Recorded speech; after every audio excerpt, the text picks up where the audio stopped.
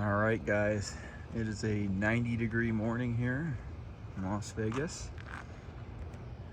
and I just wanted to do an update video of the camper being on the truck. Let's go back to one shot there, give you guys a full look here. So I put this on Saturday, and the temperature here in the Las Vegas area topped out at 116. And I'm on probably one of the hotter parts of the valley. And I was out most of the day between putting this on and buttoning it down and just checking it out and doing various things. And then yesterday my plan was to come out and do a full video for you guys here, but man, I think I got a little bit too much heat on Saturday. So yesterday I was just in there relaxing. I'd love to know if you guys could post some of the high temps, but yesterday was 117 here in my specific location. But anyways, I got my butt up early in the morning here, still in the 90s, but I wanted to show you guys the camper and talk about how it's doing. I think it looks pretty darn good sitting up here in the truck, and it has done, I haven't actually driven it a ton. I think I've probably put about 40 or 50 miles on it since it's been on here. Like I said, it was hot and I mostly just kind of secluded myself to the house. But how's it done? How's it do? How's it ride? On the street, it does exceptionally well. And all of my campers have actually done pretty well on the street, but this one I would definitely say is the top. I'm going to attribute that to the lightweight, but it looks pretty big on the truck. In some ways, you kind of drive around and almost completely forget it's there. I think the weight's balanced in there real nice, because when you go around curves and stuff, I mean, I'm not hot rodding this, of course, but it doesn't feel, I don't know how to quite to describe it, but a lot of times when you have a lot of weight in the back, you can just feel it. And this definitely feels less so compared to, let me get by this bush here. Definitely seems less so compared to other truck campers I've had. So the street performance, check. It does really well. Freeway is a little bit of a harder one to crack, and I don't want to make a firm analysis of how well it does on the freeway just yet. But I would say my initial assessment is it's somewhere in the middle of the pack as far as how well some of the other campers have done. Now, I will give you guys a little caveat. There's little tweaks and tricks that you can do that can make surprisingly big differences. And obviously all of this is subjective assessments too, so take that as a grain of salt. But the freeway was fine. I mean, it did well. The immediate thing that stood out was just how quiet it was, and I attribute that to having that small gap there. Let me show you how that turned out.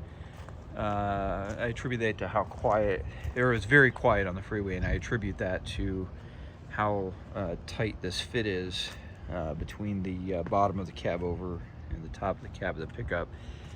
My measurements were correct.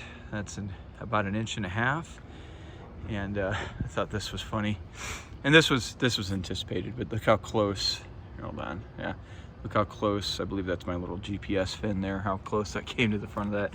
And that was planned. That wasn't a happy surprise how well that turned out, but I guess I can use a tape measure, But anyways, on the freeway, did quiet-wise, or noise-wise, very quiet, very little noise. A lot of times, it wouldn't be extreme, but you would hear on a lot of the other campers, there'd be some kind of wind noise associated around the cab over section. This thing is, I would say, darn near dead quiet. Maybe just a hint of noise, but nothing dramatic. As far, this truck is pretty powerful. So as far as actually like you know, getting up hills and going on the road. Zero issues. I'm still trying to figure out what, you know, how much, just how aerodynamic it is and how well it does. And that's going to take me a little time to kind of sort that out, and I'll finalize that later. You know, I have to admit it follows what turned out to be a pretty aerodynamic camper, and that was 6.0. When I initially did some MPG comparison tests between 6.0 and 5.0, they came out very similar. But what I found, and this kind of goes into those little tips and tricks, is I was actually able to lower 6.0 in the truck a little bit, and I reduced that gap between the roof and the bottom of the cab over section, and that made a huge difference. And 6.0 in the end, and I put quite a few freeway miles on that, turned out just to be the best overall on the freeway. Will this camper beat it or match it? I don't know yet. You know, we'll have to see. But it's not bad on the freeway by no stretch of imagination. I mean, it's definitely among one of the better ones. Is it the best on the freeway? I don't know. We'll see though. I'll come back to you guys. But I think it looks great. I'm really happy with this. And again, this is very subjective, and take it for what you will. Every time I put the campers on the trucks, I'm always somewhat disappointed. And this one was one of the few ones where I put it on and I actually was pretty satisfied with how it looks just as it is. I did order some, well, I had ordered some graphics, and I intended to put some graphics down in this section, and I had a graphic or a vinyl fail. I tried to, before I put the camper on the truck, I tried to put some on there one day and it just didn't turn out. I ordered another set and they should be in here in a few days, and I'll be smart and either have my kids help me or have a buddy come over and help me put them on. I tried to do it by myself, but that just turned into a disaster. So let's go take a look in the inside. Not a lot of changes. Like I said yesterday, I was pretty pooped. I did get some of the cushion done. Well, let me show you one thing. So one of the questions everyone asks me is, how am I going to prevent somebody from shutting this tailgate? And I came up with this solution right here. I apologize, I don't remember what kind of lock this is, but this would be a lock that you'd put like on a gate for like a fence or something. It just slides over. I'll get a little padlock for it, but what this does is it's a tight fit between the back of the camper and here. So you'd put this out and it would project out, and like I said, you'd put a little padlocker there so no one could put it back in. And what this would do is if somebody tried to shut it, it would hit right there. Now, this is, I've got 3 lag bolts in here. So this thing is pretty well secure in there. We got did our those transom tie down straps on the sides like we talked about. And let's see if it'll show up here in the picture. I'll zoom in. It's just gonna be too dark back there, but I do have the ratchet straps in the far back that I access via that. So this is the setup to get into it. Pull down the tailgate, slide out the step. Between the residential lock set hardwood frame, and then you put this tailgate up, which is lockable on my truck. I don't think anybody's gonna get in this bad boy. Now, because of the heat, I took the power bank out of here. I didn't want to fry my lithium iron phosphate battery there. But you guys can see I got the cushion in. Now, I'm going to tell you right now, I might do many things well, but upholstering cushions is not one of them. I'm going to try to maybe go on a camping trip up in the mountains with my kids. So I kind of wanted to get... I have a lot of little things on the interior I want to get done, but I did want to try to get it at least roadworthy, which it is pretty much now. So, but this is mind the horrible upholstery job. This is what the cushion setup is going to be, which I think it works out really well. If you guys are interested, I just got this off Amazon. This is 3 inches, and this is a semi-firm. And in terms of comfort and use, I really like this. I have went as high as 5 inches thick on the foam. in other campers, and they're comfortable. They work well. I just think it's kind of unnecessary.